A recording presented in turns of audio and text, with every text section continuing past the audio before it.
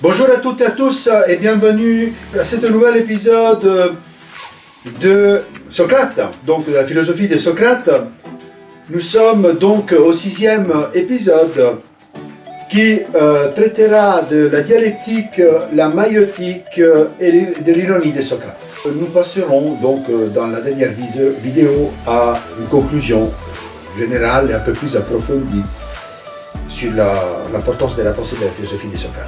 Pour commencer, il est nécessaire d'analyser la structure, donc la signification de la dialectique socratique. Or, on peut dire que la dialectique, la méthode dialogique, donc le dialogue, remplit à une fonction protreptique.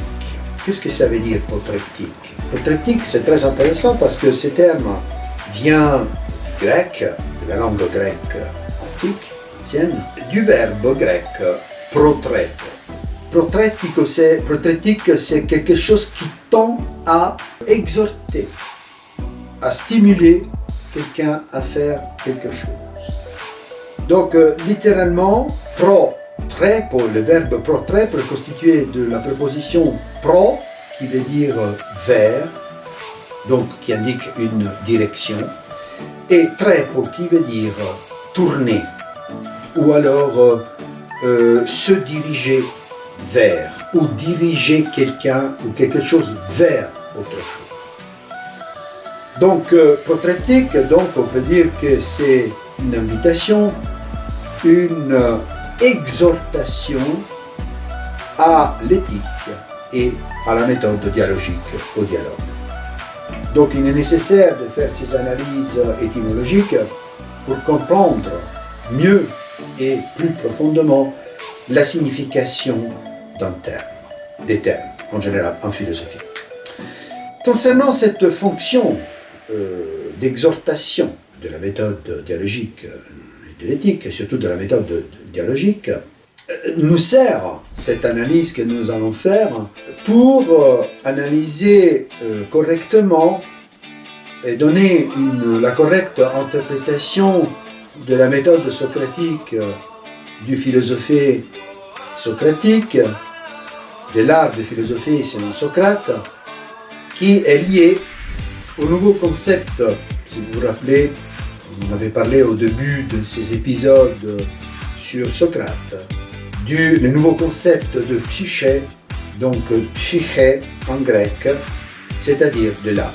Donc la thérapie, les soins de l'âme.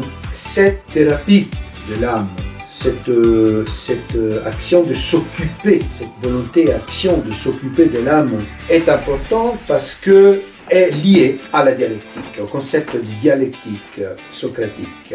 Or, nous pouvons dire que Socrate rompt drastiquement, de façon forte, draconienne, avec les sophistes, et il renverse le raisonnement et la méthode sophistique de parler et de philosopher.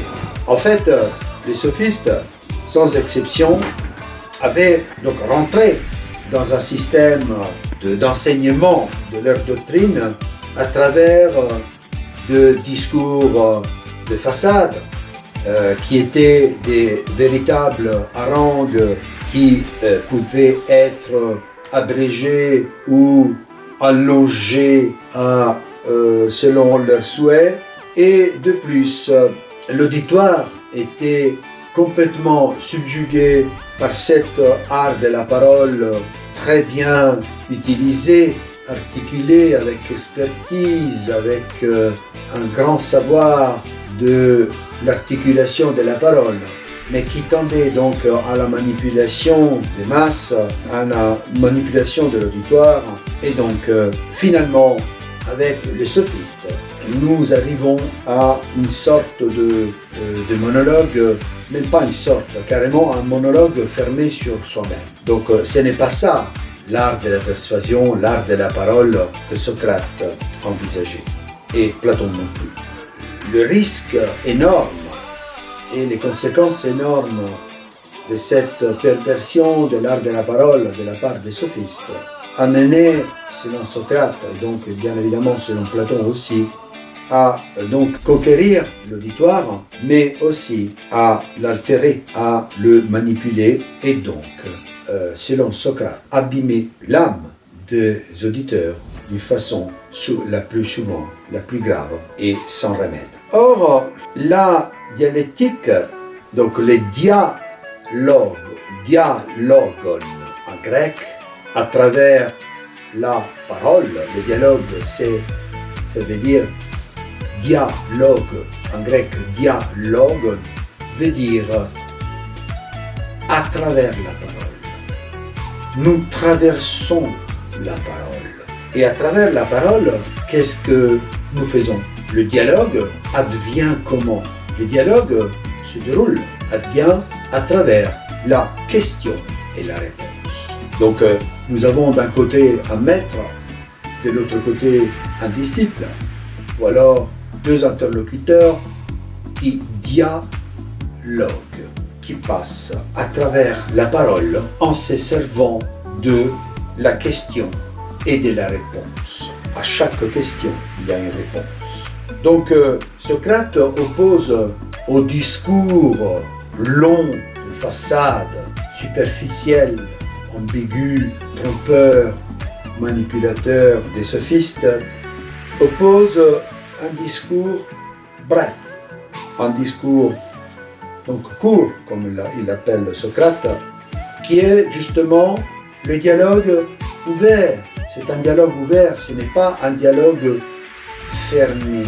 Un dialogue fermé, c'est un monologue. On peut parler un monologue, normalement, c'est comme si quelqu'un parlait tout seul. Mais même si on parle avec un interlocuteur et nous avons cette puissance de la manipulation et non pas de la persuasion, oui, de la persuasion, mais de la dissuasion aussi, c'est un dialogue fermé parce que c'est finalement l'interlocuteur est presque muet ou réduit au silence, carrément. Avec Socrate, le dialogue est ouvert, n'est pas un monologue dans lequel le maître sait tout, il n'y a que le maître qui parle et le disciple est réduit à enregistrer ce que le maître dit. C'est un dialogue ouvert qui est flexible, qui est prêt à se plier aux exigences les plus profondes de ceux qui recherchent la vérité et qui ont le besoin de se confronter avec la parole de l'autre. Et donc, pour Socrate, c'est un dialogue qui s'établit entre âme et âme de deux interlocuteurs, un dialogue des âmes. On parle de méthode dialogique. Donc la dialectique socratique vise l'exhortation de la vertu à convaincre que l'âme et la thérapie de l'âme, les soins de l'âme, sont le bien le plus élevé pour l'homme, c'est le sommet du bien à atteindre. Et aussi, dans la dialectique socratique, vise à purifier l'âme et en allant à travers le dialogue au plus profond d'elle-même pour en chercher les questions et les réponses et les possibles réponses, et donc pour la libérer des erreurs et la préparer à la vérité. Cette recherche en soi-même de la vérité, cette recherche dans la profondeur de l'âme, de l'un et de l'autre, de la vérité. Donc il y a aussi plusieurs dialogues, il y a évidemment platonicien qui s'arrête particulièrement sur cette fonction de la dialectique socratique, et même dans l'apologie de Socrate. Donc la dialectique socratique est une dialectique protreptique, c'est-à-dire d'exhortation et aussi d'initiation qui vise donc à l'exhortation de la vertu, de pratiquer la vertu. On a vu dans la vidéo précédente en quoi consistait la vertu, et donc la recherche de la vérité et le fait de se suffire à soi-même, l'autarkeia. Et puis les concepts de bonheur. Donc je ne reviens pas sur ces concepts, vous pourrez voir dans mes vidéos précédentes. Donc l'exhortation de la vertu et à la vertu, et aussi à la libération des erreurs, et donc le fait de prédisposer, de purifier l'âme, de la préparer à la recherche de la vérité.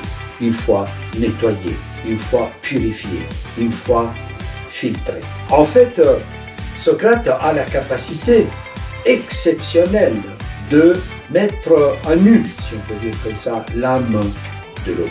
C'est-à-dire, à travers les dialogues, il pénètre dans la profondeur de l'âme de l'autre et, en quelque sorte, il en enlève toutes les erreurs et en tout cas, il sensibilise son interlocuteur et lui fait prendre conscience de ses erreurs, de ses comportements aussi, qui ne sont pas en cohérence avec lui-même. Et c'est ça qui a dérangé profondément Polis grec. Donc, cette liberté de Socrate de parler et d'agir et aussi d'irriter et d'énerver ses interlocuteurs à travers sa ténacité, son questionner permanent pour essayer de dévêtir l'âme des erreurs, dévêtir l'âme des préjugés, dévêtir l'âme de tout élément artificiel et la voir telle qu'elle est pour la préparer à la vérité. Ce qui est extrêmement intéressant dans la dialectique, ce processus de la dialectique socratique, c'est la méthode de l'élenchos en grec, qui est la méthode de la négation, de la démonstration que des erreurs dont l'interlocuteur est convaincu être la vérité, ils sont en effet des convictions qui détruisent l'individu même, et donc il y tient, Socrate, à libérer des erreurs. Cette méthode de la libération des erreurs commises par l'interlocuteur. Cette partie-là, qu'on appelle en latin, donc de la méthode socratique, qu'on appelle en latin qu'on peut appeler pars destruens, c'est-à-dire c'est la partie destructive avec laquelle Socrate, d'une façon humaine mais impitoyable pour le bien de l'autre, pour le bien de l'interlocuteur, détruit avec une logique impitoyable, à savoir parler technique, mais en même temps pas forcément technique, mais très habile. Voilà, l'habileté de la parole, cette capacité de parler, de dialoguer de Socrate qui était unique. La première partie, c'était la pars destruens, c'est-à-dire où, après toute une série de questions et de questionnements, amène son interlocuteur à se rendre compte que ce qu'il pensait être juste ne l'était pas, ce qu'il pensait ne pas être une erreur l'était, et donc une sorte de mise en contradiction de ses interlocuteurs. Bien évidemment, cette pars destruens, c'est-à-dire de destruction de l'autre, non dans le sens physique, mais la destruction de l'autre et des illusions de l'autre prises pour de vérité, a particulièrement frappé. C'est seulement cette partie-là qui a été retenue par la cité, et c'est à cause de cela que Socrate a été condamné. Or, la pars destruens est suivie, et ça, les citoyens, les accusateurs et même la ville, les politiques de l'époque qui ont condamné, le peuple qui a condamné Socrate, n'a pas compris qu'il y avait une deuxième partie de sa dialectique qui était constituée par la pars construens, comme on dit en latin, c'est-à-dire par la partie de construction. C'est-à-dire que Socrate ne se limite pas seulement à détruire les arguments, à démonter et à mettre en contradiction et à souligner et à faire prendre conscience de la contradiction de conviction de son interlocuteur, mais il construit aussi en amenant avec tout un raisonnement en cheminant vers la vérité, ou en tout cas, il essaye d'ouvrir les yeux de son interlocuteur sur le fait qu'il s'était complètement cristallisé sur des éléments qu'il croyait être la vérité et qu'en effet ne l'était pas. Donc il y a aussi une purification, il tend une purification de l'âme et un soin de l'âme. Et c'est ça la signification profonde du dialogue socratique, qui ne détruit pas seulement, mais qui construit, en tout cas, qui veut reconstruire en partant d'une base saine. Et cette méthode de la déconstruction et de la négation des convictions, des opinions qui sont crues comme des vérités par les interlocuteurs, comme des vérités absolues par ses interlocuteurs, cette action socratique est très forte. Cette action critique, cette parole critique. On peut dire que si, métaphoriquement parlant, la méthode socratique dialectique tend à susciter une sorte de torpeur. Donc la grande et puis nous avons la grande métaphore de la maïeutique socratique. Donc on la trouve dans un des chefs-d'œuvre, parce que à mon sens tous les dialogues platoniciens sont des chefs-d'œuvre. On continue donc cette méthode de la maïeutique qui est mise en évidence et dont le dialogue sophiste de Platon, donc il en parle dans un dialogue entre Socrate et Théétète.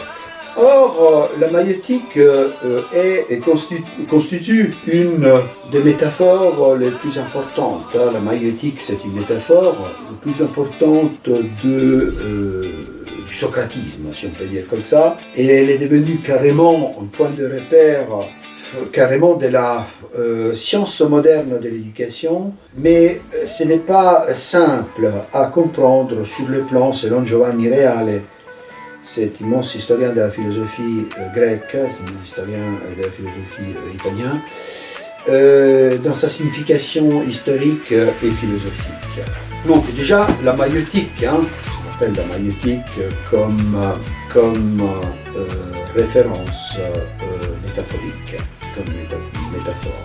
Ça a été, selon des études déjà, avant d'expliquer qu'est-ce que c'est la maïeutique, il a été donc reconnu que cette métaphore est socratique et non pas une création poétique de Platon.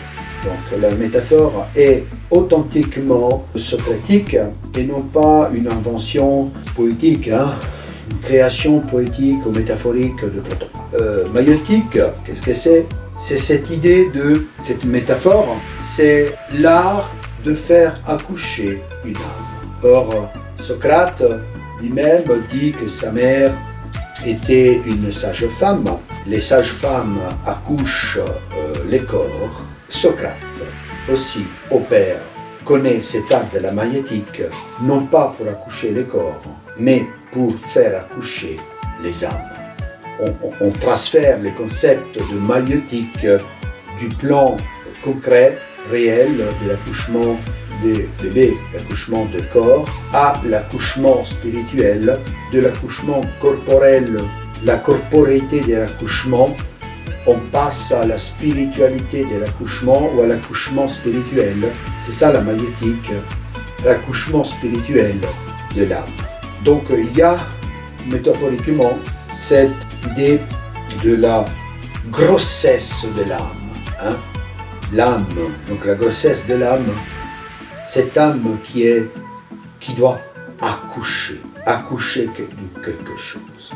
Et donc Socrate est là pour la faire accoucher, pour l'amener à l'accouchement. On parle d'un accouchement spirituel, donc de la recherche de la vérité. Et puis aussi, c'est intéressant parce que nous avons une interprétation extrêmement intéressante de l'immense philosophe danois Kierkegaard, dont j'ai fait si ça vous intéresse, une vidéo. Donc Kierkegaard qui s'occupe du personnage socratique, donne une profonde interprétation de la maïeutique en affirmant que aider, agir pour accoucher de la vérité représente le rapport, la relation la plus grande qu'on puisse instaurer entre homme et homme. Ça, c'est une réflexion extrêmement intéressante, comme selon Kierkegaard, Socrate était quelqu'un qui était autorisé, habilité par Dieu même, et que ce qu'il accomplissait sur terre était carrément une mission divine. Le terme maïeutique vient du verbe maieustai, en grec, maieustai qui veut dire accoucher la vérité, accoucher de la vérité. Donc maieustai, utilisé aussi pour accoucher les corps, mais ici Socrate est un accoucheur de vérité. Il fait accoucher la vérité, et donc c'est pour ça que le terme maïeutique vient de ce verbe maieustai, verbe grec maieustai. Et donc pour arriver quelque part à cette vérité que la connaissance de soi, la connaissance de soi-même est la connaissance de Dieu. On revient à l'oracle de Delphes, connais-toi toi-même.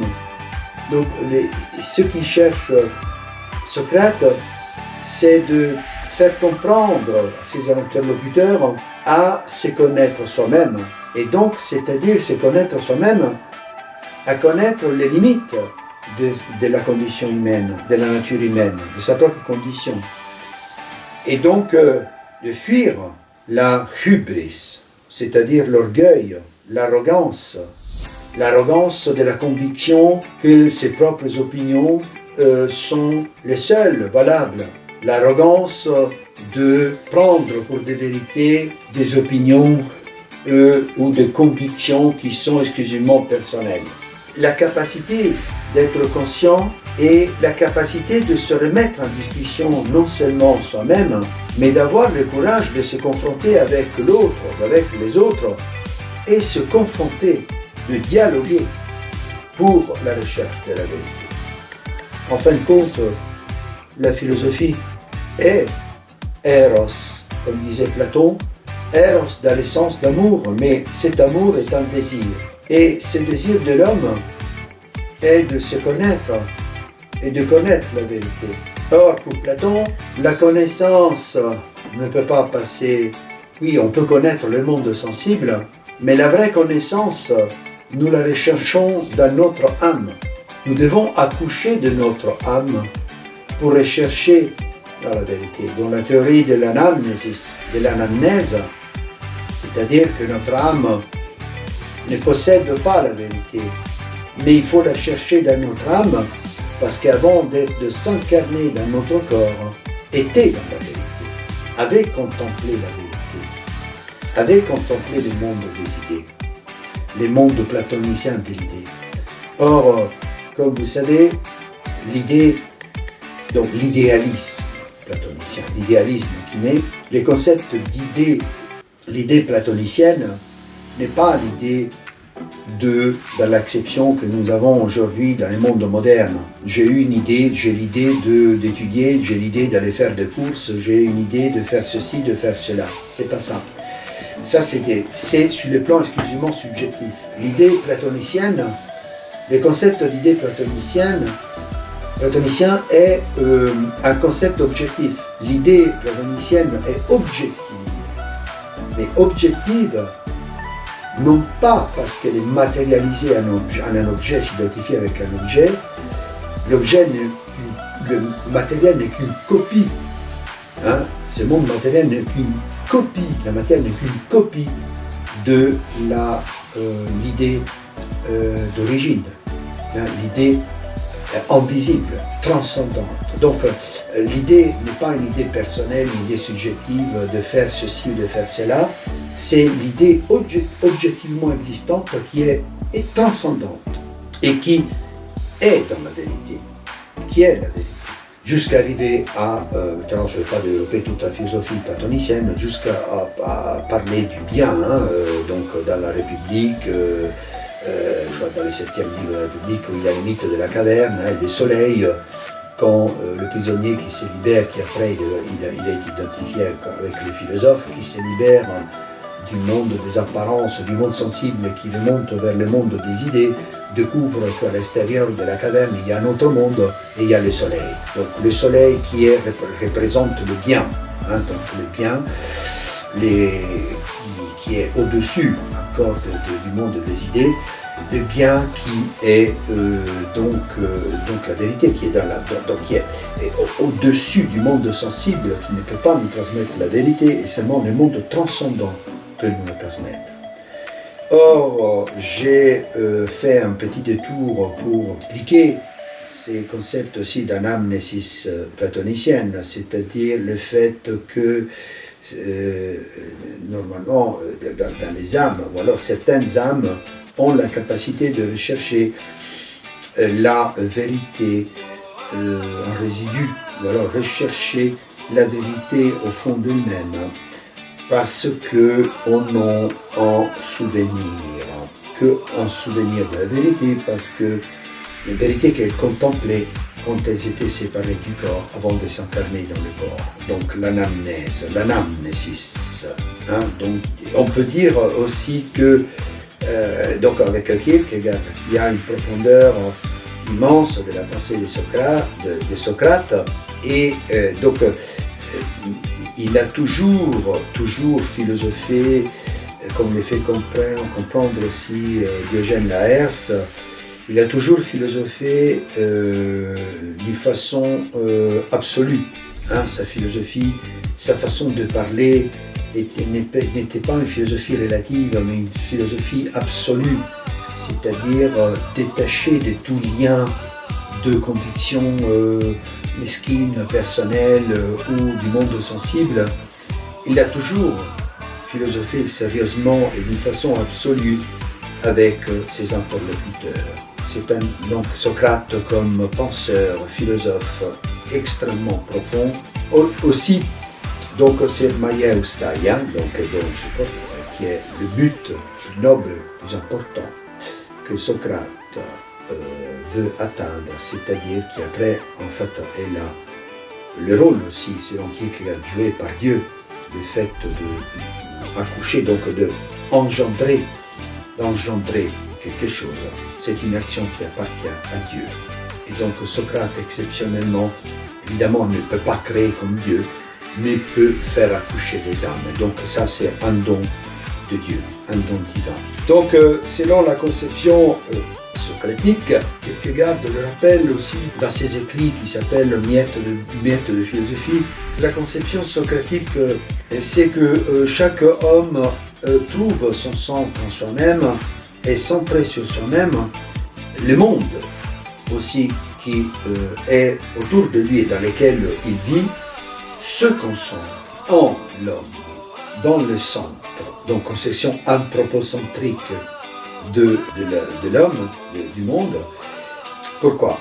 Parce que la connaissance de soi-même nous approche à la connaissance de Dieu. Donc, connaître nous-mêmes, ça veut dire connaître Dieu. Et Kierkegaard, donc cet immense philosophe danois, le fait remarquer, en tout cas dans son interprétation, qui est, à mon sens, comprend parfaitement la philosophie de Socrate. Or, nous avons aussi le concept d'ironie, l'ironie socratique, cette ironie que Socrate utilise en parlant avec les interlocuteurs. En fait, c'est quoi cette ironie? C'est en fait un moyen essentiel déjà de la dialectique morale. La dialectique socratique est une dialectique morale, vous avez compris, une dialectique éthique, et cette dialectique morale est constituée par cet élément essentiel qui est l'ironie socratique. C'est-à-dire que comme les grands historiens de la philosophie, le grand historien allemand de la philosophie, Mayer, dans son livre Socrate, le dit, je l'avais cité déjà dans la conférence vidéo précédente, Socrate a comme il dit Mayer, un masque, le masque ironique du non-savoir. Alors il dit que j'essaie de ne rien savoir. Donc c'est une ironie, c'est-à-dire que le non-savoir, finalement, c'est vrai que Socrate il ne sait rien, il est animé seulement par cette voix divine, mais finalement, le fait de non-savoir est un savoir. Pourquoi? Parce qu'il sait qu'il ne sait pas. Il sait de ne pas savoir. Or, les interlocuteurs qui rencontrent, qu'est-ce qu'ils savent? Ils savent de savoir. Ils ont la conviction absolue de détenir un savoir. Or, dans le dialogue platonicien et même dans les dialogues aporétiques, c'est-à-dire dans les dialogues où on n'arrive pas, à la fin du dialogue, on n'arrive pas à une conclusion, à une solution de la problématique posée par Socrate ou par l'interlocuteur qui interroge Socrate. Dans d'autres dialogues, on arrive à une sorte de solution ou de conclusion, mais peu importe que le dialogue soit aporétique, sans issue ou avec issue, ce qui nous intéresse, ce n'est pas forcément la possible solution donnée, la possible réponse donnée au problème posé, à la problématique posée, mais c'est le fait que Socrate, évidemment, il n'a pratiquement presque jamais la réponse. Il raisonne, il construit son raisonnement avec son interlocuteur. Mais en partant de quoi? Ironiquement, en partant du fait qu'il déclare qu'il ne sait rien. Il sait qu'il ne sait pas. Alors que l'interlocuteur part du principe qu'il sait de savoir. Donc il y a une certaine arrogance, une hubris, un orgueil de vouloir enseigner, de vouloir transmettre une vérité ou des vérités. Donc, comme disait Mayer, il y a ce masque ironique qui est mis, qui est assumé par Socrate, le masque ironique du non-savoir. Cette ironie est absolument importante, parce que souvent aussi, Socrate se moque de son interlocuteur. C'est une ironie parfois acérée. Donc, l'ironie est une ruse. C'est comme, métaphoriquement, si nous prenons l'animal auquel est attribuée la ruse. Dans les fables de La Fontaine, si je me rappelle correctement, on le trouve aussi, et pas seulement. Le renard. Le renard qui est l'image de la ruse. Renard. Tu es un renard, on dit. Rusé comme un renard.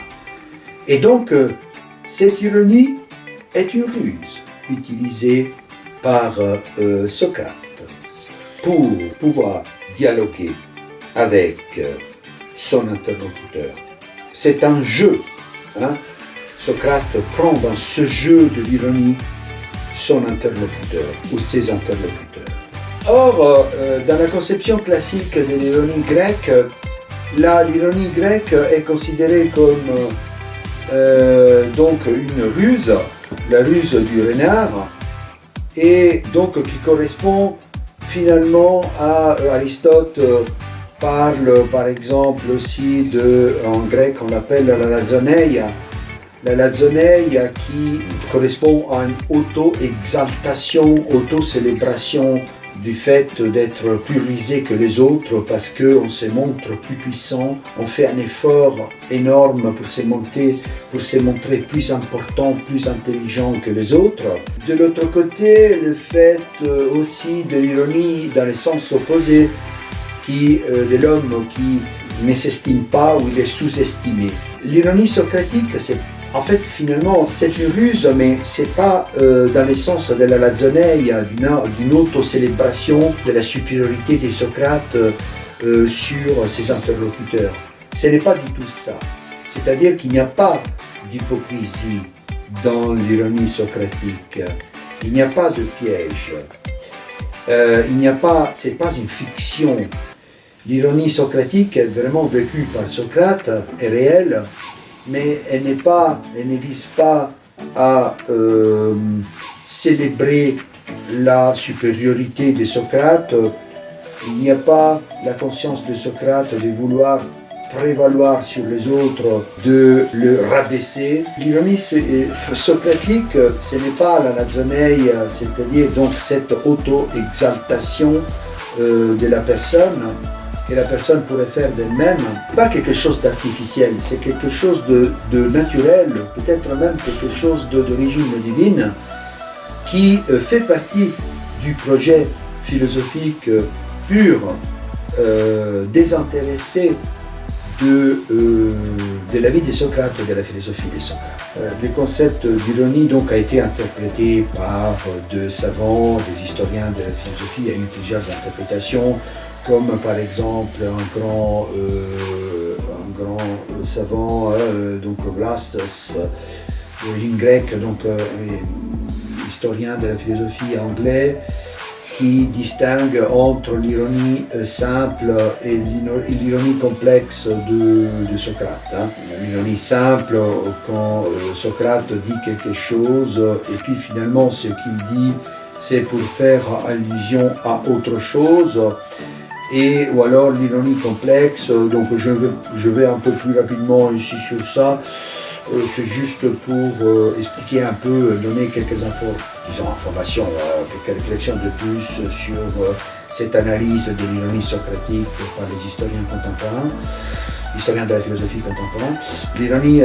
L'ironie complexe dans laquelle ce qui est dit par Socrate, ce qui est dit est en même temps une affirmation et une négation. Donc entre les deux, une interprétation du contenu de l'affirmation ironique qui oscille entre ce qui est dit à la surface et le vrai sens en profondeur.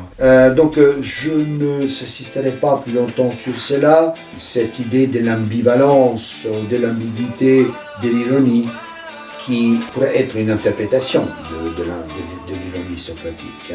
Selon Patočka, philosophe phénoménologue, grand philosophe, Jan Patočka, il dit, Patočka, en réalité, l'ironie est donnée de l'ambivalence, de l'ambiguïté de la vie de Socrate, est donnée par la signification ambiguë, je le cite, j'entends l'ambigu de tout ce qu'il fait et ce qu'il dit, en parlant de Socrate. Et donc, c'est-à-dire que, quelque part, il veut souligner la transcendance de Socrate, la transcendance de la philosophie socratique, et de sa pensée, qui va au-delà du monde sensible et qui quelque part essaye de saisir les idées et les concepts. En fait, finalement, l'interprétation socratique du monde et de l'homme est une interprétation qui se détache complètement de l'interprétation courante, de l'exégèse, de l'interprétation, de la vision de la Weltanschauung, de la conception du monde que les autres ont, parce que ces idées philosophiques, son idée philosophique, assume une autre dimension qui est une dimension qui va dans la direction opposée par rapport à laquelle les autres vont. Donc il faut voir toute la philosophie platonicienne, etc. Donc je ne rentre pas, j'en ai parlé tout à l'heure un peu du monde des idées, de la séparation entre le monde sensible et les mondes transcendants, les mondes des idées. Donc je ne vais pas rentrer dans les détails. L'affirmation que l'ironie de Socrate est sérieuse. Donc ce n'est pas le jeu ironique de Socrate, est un jeu ironique. L'ironie est sérieuse. C'est un jeu sérieux qui vise une substance philosophique, une substance éthique de la vie, et non pas le jeu finalisé à lui-même pour se moquer de l'autre ou pour le rabaisser ou pour d'autres finalités, soi-disant de l'ironie. Ce qui est important, et ici Patočka le met en évidence, c'est très intéressant ce qu'il dit Patočka dans son livre Socrate, c'est que la vie humaine, pour Socrate, la vie humaine devient pour lui une question, un questionnement. La vie humaine est questionnement, toujours et nécessairement. Socrate voit selon une perspective.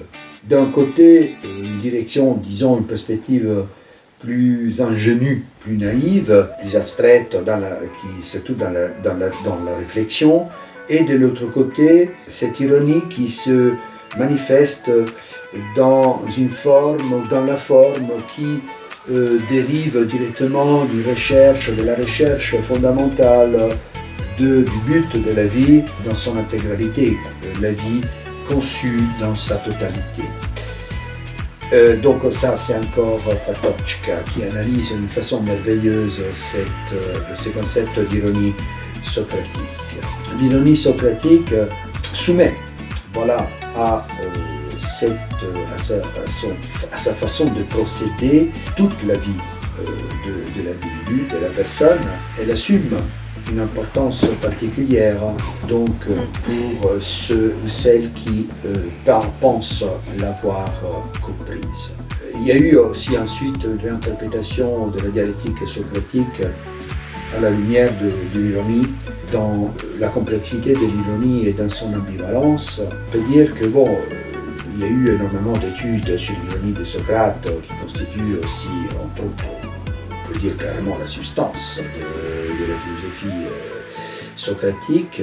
Le fait qu'à travers l'ironie, et donc sa philosophie ironique, si on peut dire comme ça, Socrate n'engendre pas de vérité. Socrate ne vend pas de vérité. Socrate ne crée pas de vérité, ne génère pas de vérité ou la vérité. Mais ce qui est extrêmement intéressant, et c'est très subtil ici, c'est que Socrate a la capacité de reconnaître le vrai et le faux, de distinguer le vrai et le faux, tout en n'ayant pas une conviction, en n'étant pas le dépositaire de la vérité. Il dit qu'il sait qu'il ne sait rien. Donc ça c'est très important parce qu'il arrive, donc il n'introduit pas, il n'injecte pas, passez-moi l'expression, la vérité dans l'âme des hommes qu'il rencontre, avec lesquels il discute, il dialogue, mais il fait une opération d'extraction de la vérité. Il fait plonger dans sa propre âme à la recherche de la vérité. Le non-savoir, on revient sur le non-savoir socratique, qui est cette dialectique, caractérise cette dialectique socratique qui est vraiment révolutionnaire. Donc Socrate est le premier en philosophie à pratiquer cette dialectique. Il se pose comme, et ce n'est pas de l'hypocrisie, attention, ce n'est pas de l'hypocrisie. Il se met face à son interlocuteur, il se met dans une posture de celui qui doit tout apprendre. Il ne sait rien, il veut apprendre de son interlocuteur. Et donc il pose tout un tas de questions constamment. Et suite aux questions, aux réponses, il repose d'autres questions. Et donc il se présente comme celui qui, en fait, il nous dit, moi je n'enseigne rien. Je ne suis pas là pour enseigner, mais pour apprendre. Et donc il se met dans cette posture. Non pas pour enseigner à l'autre, mais pour apprendre de l'autre. Et donc cette affirmation initiale du non-savoir, très célèbre du non-savoir, amène à un revirement de le discours, disons, passez-moi l'expression, fanatique et arrogant des sophistes, de l'héristique sophistique. Les discours n'est qu'une façade, une parole qui tourne dans le vide, le monologue sophistique qui ferme à tout type de dialogue, à tout type de discussion, se renferme à tout dialogue et qui pousse vers le scepticisme. Et c'est carrément un revirement total, une révolution, parce que le sophiste se met dans une posture du savoir, de supériorité par rapport aux autres. Socrate fait exactement l'inverse, il dit qu'il ne sait rien et qu'il a tout à apprendre de son interlocuteur. Mais pourquoi ? Parce que Socrate a la conviction profonde qu'il y a un abîme entre le savoir humain et le savoir divin. C'est-à-dire que le savoir humain n'est absolument rien face au savoir divin, et le savoir humain est un non-savoir. Et l'arrogance de l'homme consiste dans le fait que nous affirmons le savoir, alors que notre savoir est un savoir humain. En fait, nous ne savons rien. Le savoir humain équivaut à ne savoir rien. Le seul qui sait, c'est Dieu, c'est la divinité. Voilà pourquoi l'affirmation socratique du non-savoir est une affirmation aussi d'origine d'une conscience qui est même d'origine divine. Non pas parce que Dieu ne sait pas, mais parce que la capacité de se confronter, en tout cas d'avoir la conscience qu'il y a un savoir infiniment plus vaste, le vrai savoir qui est le savoir divin, le savoir de Dieu, face auquel le savoir humain est absolument inexistant et bien ridicule. Donc à quoi sert de connaître les lois secrètes du cosmos quand on néglige l'homme, dit Socrate.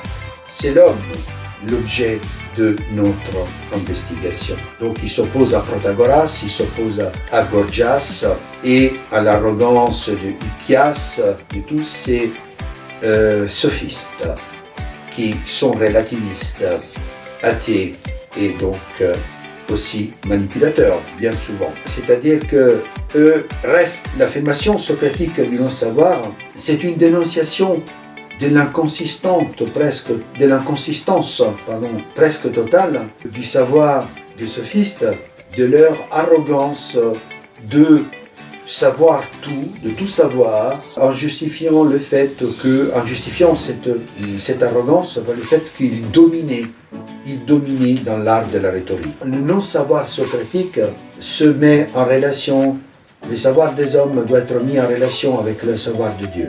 Dieu sait tout, est omnipuissant aussi. Ses connaissances n'ont pas de limites. Il connaît aussi la pensée humaine, les pensées humaines. Donc, fragilité de l'homme, petitesse de l'homme. Il y a eu ensuite une réinterprétation du non-savoir socratique, aussi par rapport à son ironie. C'est vrai que ce concept d'ironie n'est pas simple à saisir, c'est un concept très, très complexe. Nietzsche, par exemple, qui déteste Socrate, critique Socrate, jette Kierkegaard, qui souligne l'importance immense du logos socratique, maître, relation entre maître et disciple, etc. Je ne vais pas trop dans les détails de cette analyse qui est plus pour les spécialistes et plus technique. En tout cas, c'est fascinante cette affirmation du non-savoir et de ne pas être savant. En fait, cette affirmation, quelque part, paradoxalement, est l'affirmation de celui qui sait quelque chose et qui s'approche de la vérité. C'est-à-dire que la vérité n'est pas humaine, mais la vérité réside quelque part ailleurs. Donc il y a une vérité qui vient de la transcendance et non pas de l'immanence. On peut dire que, en fin de compte, l'ironie de Socrate, la philosophie de Socrate pousse à quand même un accent évangélique avant la lettre, parce que c'est intéressant, parce que finalement, à quoi nous invite Socrate? Il nous invite à ce que les Grecs appellent la métanoïa. Métanoeit, c'est un impératif en grec. Métanoeit, ça veut dire changer. Mais changer quoi? Qu'est-ce qu'il faut changer selon Socrate? C'est notre mode de pensée qu'il faut changer et donc qui nous donne donc cette capacité d'introspection et d'honnêteté intérieure. La dialectique socratique veut aussi en quelque sorte convaincre son interlocuteur de la contradiction de ses opinions et de ses convictions. Je voudrais dire encore deux mots. Alors deux mots dont j'avais parlé déjà dans une vidéo pour Hannah Arendt, mais je voudrais quand même répéter quelques concepts de l'interprétation arendtienne de Socrate, donc de Hannah Arendt. Socrate, qui est vu par Hannah Arendt, c'est une interprétation extrêmement intéressante, comme les modèles d'une pensée soucieuse du monde commun et de la pluralité. Vous vous rappelez que pour Hannah Arendt, la préoccupation principale, donc c'est dans la philosophie politique, c'est le fait de conserver, en tout cas de conserver un monde commun et le concept de pluralité, sans laquelle la politique, dans le sens noble du terme, avec le P majuscule, non pas la politique politicienne, mais la vraie politique, le vrai concept de politique, sans la pluralité, la liberté et un monde d'appartenance commun ne peut pas exister. Pour Hannah Arendt, rapidement, Socrate est le penseur politique, même s'il n'a jamais fait de la politique. Mais Socrate est le penseur politique par excellence. Donc un penseur non professionnel de la politique, parce qu'il n'a jamais fait de la politique, il n'a jamais été politique, mais il est quand même un penseur politique, selon Hannah Arendt. En Socrate, selon Hannah Arendt, donc cette correspondance, je dirais, parfaite entre pensée et action, qui s'effondre en lui-même et il passe donc de l'une à l'autre avec aisance. Il n'y a pas un fossé entre la pensée et l'action. On pourrait dire entre la vie théorique ou théorétique et la vie praxique, donc de l'action. Il passe avec une grande aisance de l'une à l'autre. Et puis Socrate, considéré comme sur le plan métaphorique, comme métaphore, comme l'incarnation humaine de l'idéal philosophico-politique de Hannah Arendt. Et en plus, comme disait Kant, Socrate possède une validité, cette phrase importante de Kant, Socrate possède une validité exemplaire, c'est-à-dire que sa pensée aporétique, c'est-à-dire que sans issue, où il y a des contradictions insolubles, pas dans tous les dialogues platoniciens, mais dans la plupart, ce sont des dialogues, je crois que c'est les dialogues de la jeunesse, ce sont des dialogues aporétiques, elles sont donc sans issue. C'est que c'est une pensée qui ne produit, selon Hannah Arendt, aucun résultat. Il n'y a aucun résultat. Donc, c'est-à-dire que tout est perpétuellement remis en question, que justement, à travers l'ironie et la maïeutique, le but de remettre en discussion les idées reçues et donc les idées, c'est-à-dire déjà bien arrêtées, auxquelles nous croyons d'une façon absolue. Donc, en fait, il y a une méditation socratique, selon Hannah Arendt, qui est mise en place par Socrate. Donc, méditation socratique, une fin en soi, n'est pas une fin en soi. En fait, la méditation socratique ne vise rien. Donc, c'est-à-dire que la méditation socratique se distingue du concept de contemplation, la contemplation vise une vision, donc une vision intellectuelle. Or, Socrate ne vise pas une vision intellectuelle, donc il n'est pas en contemplation, mais en méditation, et cette méditation donc n'a pas une fin en soi, ne vise à rien, elle est aporétique, et puis se distingue de la délibération, parce que la délibération a une fin concrète, et se distingue aussi du concept grec de la phronesis. Aristote en parle, Platon aussi, la phronesis, c'est-à-dire de la prudence politique, c'est-à-dire la prudence politique, ce n'est pas, le concept de prudence, ce n'est pas dans le sens de l'acception commune tous les jours, je suis prudent, je ne fais pas ceci, parce que sinon il y a des conséquences, je ne fais pas cela. Non, la prudence, c'est vraiment une attitude d'ordre, par exemple politique ou moral, qui indique une vertu, en savoir, une attitude particulière, un comportement vertueux. Et puis, le fait que Hannah Arendt rappelle que Socrate n'est pas un Denker von Gewerbe, comme on dit en allemand, c'est-à-dire n'est pas un penseur, n'est pas un philosophe de profession. Et Socrate n'enseigne rien, n'enseigne absolument rien. Socrate n'a fondé aucune école.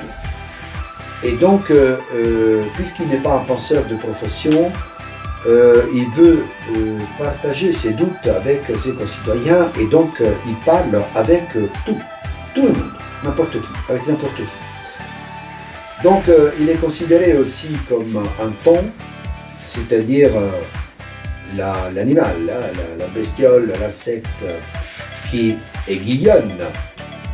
Ou alors après il se considère comme une sage femme, mais dans la maïeutique, comme nous avons vu, sur les plans métaphoriques, il n'accouche pas les corps, mais il accouche les âmes. Donc il délivre l'esprit des hommes, donc l'esprit des hommes, il délivre l'esprit des hommes des pensées qui les contient. Il est considéré aussi comme une rétorpille, c'est-à-dire le poisson qui paralyse la pensée des autres par les questions posées. Donc en fait la pensée ne produit aucun résultat. Des questions qui sont posées au dehors de la pensée même de la personne. Quel est le but pour Socrate? La philosophie a le but de se soumettre à un examen critique. Nous devons apprendre à nous soumettre à un examen critique. C'est ça l'essence profonde de la philosophie socratique selon Hannah Arendt. S'il n'y a pas de pensée, il y a une absence de pensée. Et s'il y a une absence de pensée, il y a un conformisme où la pensée s'absente. Et donc c'est ça qui combat, c'est ça que Socrate combat et lutte contre l'absence de pensée, le conformisme moutonnier, le conformisme grégaire. Donc il y a donc ces dangers, deux dangers. La pensée absente, les cas, on verra, vous avez vu dans ma vidéo précédente, la première vidéo, le cas Adolf Eichmann, qui pensait une pensée absente. C'est l'homme de masse qui ne pense plus, qui est incapable de penser, qui est noyé dans l'existence sociale et dans les systèmes, dans la production, le système de production-échange, ce qu'elle appelle, Hannah Arendt appelle le processus vital. Et donc, l'homme qui n'a pas de conscience politique et qui est incapable de penser. Et puis, Socrate vise quoi? Qu'est-ce qu'il fait? Il dégèle les opinions de ses interlocuteurs. Les opinions toutes faites. Et essaye, veut libérer la faculté des pensées qui est en nous. Donc, cette pensée qui est... C'est pour ça que connaître toi-même, et puis, je disais précédemment, l'accord, d'être en accord avec soi-même, c'est deux en un de dialogue silencieux. Quand nous sommes seuls, nous avons un dialogue avec nous-mêmes, un dialogue silencieux avec soi-même. Donc c'est la condition pour la politique et la dimension humaine, c'est la condition d'une pluralité extérieure, mais aussi la pluralité intérieure, interne, c'est-à-dire le dialogue avec nous-mêmes. Arendt dit que quand nous sommes seuls, nous ne sommes pas seuls, en vérité, parce que nous dialoguons intérieurement avec nous-mêmes. Donc, ces deux en un, interne, intérieur, ne doivent jamais disparaître. La disparition d'un dialogue intérieur est en effet, par exemple, au niveau politique, de totalitarisme. Socrate nous amène donc à, selon Hannah Arendt, l'interprétation arendtienne, nous amène à l'action politique. Donc, il nous prépare à bien agir. Donc, le mal qui est commis par les hommes, un mal qui est commis par des hommes qui ne pensent pas. Donc, l'absence de pensée et donc l'ignorance est liée à les erreurs sont liées, et les mal, à l'absence de pensée. Je vous remercie beaucoup et puis à bientôt et au prochain épisode qui sera le dernier et qui concernera la conclusion. Merci.